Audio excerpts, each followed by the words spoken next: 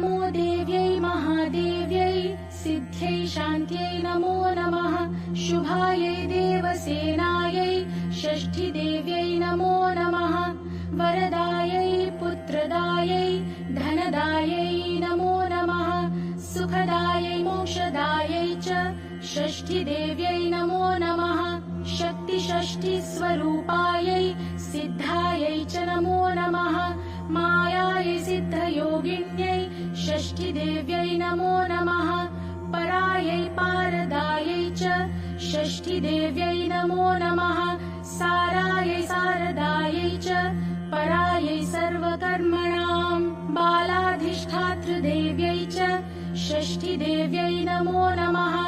कल्याणदायै कल्याण्यै फलदायै च कर्मणां प्रत्यक्षायै च भक्तानां षष्ठीदेव्यै नमो नमः पूज्यायै स्कन्दकान्तायै सर्वेषां सर्वकर्मसु देवरक्षणकारिण्यै षष्ठीदेव्यै नमो नमः शुद्धसत्त्वस्वरूपायै वन्दितायै नृणां सदा हिंसाक्रोधवर्जितायै षष्ठीदेव्यै नमो नमः धनं देहि प्रियां देहि पुत्रं देहि सुरेश्वरी धर्मं देहि यशो देहि षष्ठीदेव्यै नमो नमः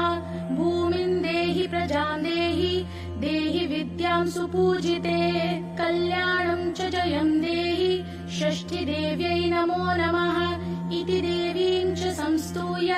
लेभे पुत्रं प्रियव्रतः यशस्विनं च राजेन्द्रं षष्ठीदेवी प्रसादतः षष्ठीस्तोत्रमिदं ब्रह्मण्य शृणोति च वत्सरम् अपुत्रो लभते पुत्रम्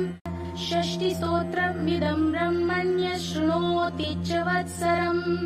अपुत्रो लभते पुत्रम् वरं सुचिरजीविनम् वर्षमेकं च या भक्त्या संयत्तेदं शृणोति च सर्वपापाद्विनिर्मुक्ता महावन्ध्या प्रसूयते वीरपुत्रं च गुणिनं विद्यावन्तं यशस्विनं सुचिरायुष्मन्तमेव षष्ठी मातृप्रसादतः काकवन्ध्या च या नारी मृतापत्या च या भवेत् वर्षं श्रुत्वा लभेत् पुत्रं षष्ठीदेवी प्रसादतः रोगयुक्ते च बाले च